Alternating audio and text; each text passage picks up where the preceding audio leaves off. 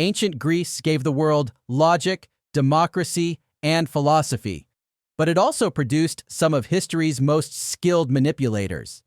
These were men who used words to twist the truth, sell illusion as wisdom, and influence entire cities without using violence. In a society that valued reason, belief itself became a powerful weapon. Welcome to English and the World, your gateway to the world's cultural heritage. This is the story of the greatest deceivers of ancient Greece. In 5th century Athens, one man quietly changed how people understood truth: Protagoras. Unlike earlier thinkers, he was the first philosopher known to charge money for teaching, turning knowledge into a paid service rather than a family tradition. This shocked many Athenians, yet ambitious young men still paid eagerly, believing his lessons could help them succeed in courts and politics. Protagoras became famous for a bold idea that disturbed the city. He argued that truth depends on human perception, that what seems true to one person is true for that person. There was no fixed reality above human experience, only judgments formed by the human mind. For many people, this idea was exciting because it placed humans at the center of understanding the world. Protagoras also taught a powerful skill: how to argue both sides of any issue with equal strength. This ability spread quickly through Athens and became essential in law courts and public meetings. However, this success frightened traditional thinkers. They feared that if every argument could be defended, justice would lose its meaning. To them, Protagoras was not teaching wisdom, but teaching manipulation. In his work On the Gods, Protagoras questioned whether humans could truly know anything certain about the divine. He did not deny the gods directly, he questioned certainty itself, which was dangerous in Athens. Ancient sources say his book was burned and that he was charged with impiety. While fleeing by sea, Protagoras reportedly drowned, an ironic end for a man who questioned certainty. Later, Plato described him as intelligent and polite, but also dangerous. To Plato, persuasion without truth could slowly destroy society from within. This danger soon appeared in real politics. During the Peloponnesian War, few figures showed the power of persuasion more clearly than Alcibiades. He was not only a politician, but also a military commander with unstable loyalty.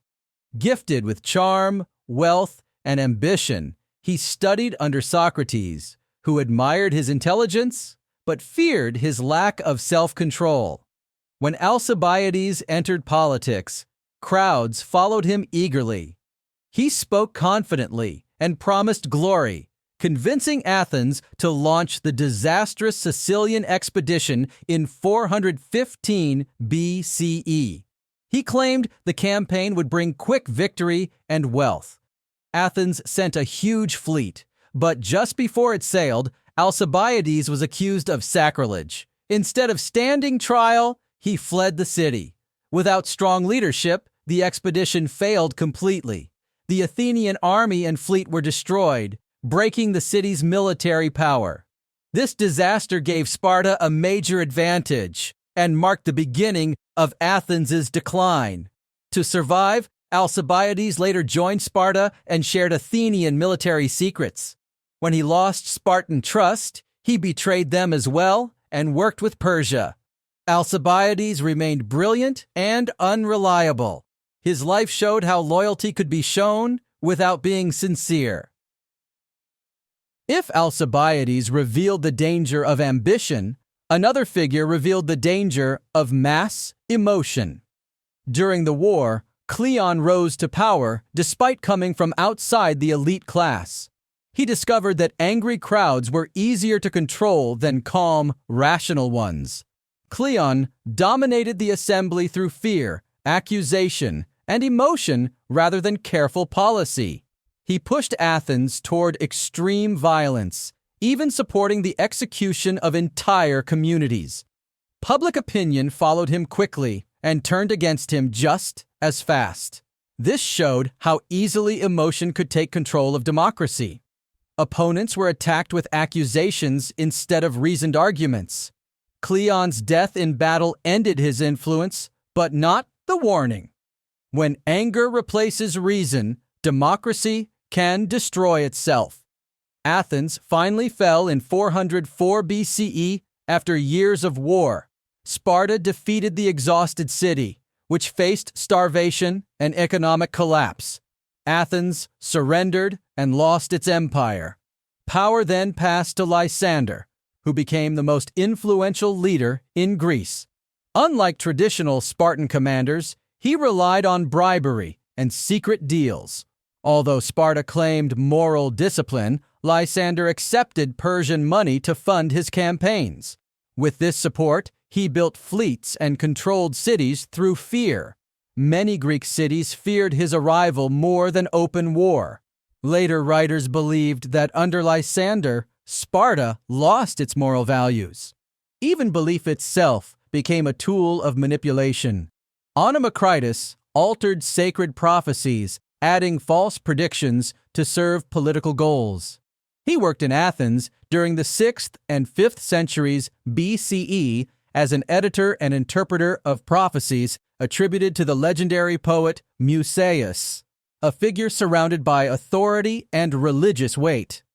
These were not ordinary texts, but words consulted by statesmen, aristocrats, and military leaders when deciding whether to wage war, form alliances, or change the direction of the city. In a society that sought the future through signs and divine hints, access to such texts meant influence that was invisible, yet felt everywhere.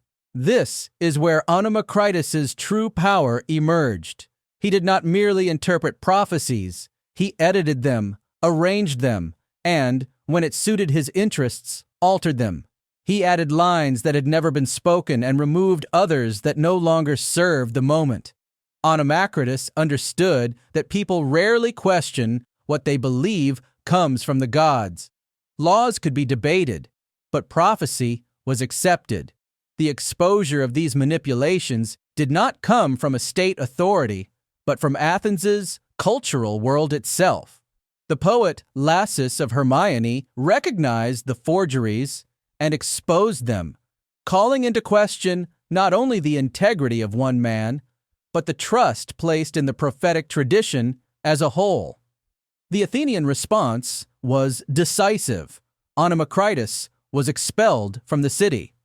His exile shows how seriously his offense was taken, yet his story did not end with banishment. He later appeared in a very different political setting, at the Persian court. There, he again found an audience, as Persian rulers also placed great value on signs, predictions, and religious interpretation. Onomacritus used his experience to select and present prophecies that encouraged specific political choices, including decisions connected to military action against the Greek world. Onomacritus was not merely a fraud, but a sharp-minded individual who clearly understood that belief governs behavior more powerfully than any command. He realized that people accept decisions more readily when they believe those decisions are shaped by a higher force rather than by human interests. Together, these figures reveal a clear pattern. When truth becomes flexible, loyalty becomes performance, emotion replaces reason, and belief is sold. Power no longer needs honesty. Ancient Greece did not only create democracy and philosophy, it also produced some of history's most skilled manipulators. Their lesson remains simple and timeless. If you control belief, you control power.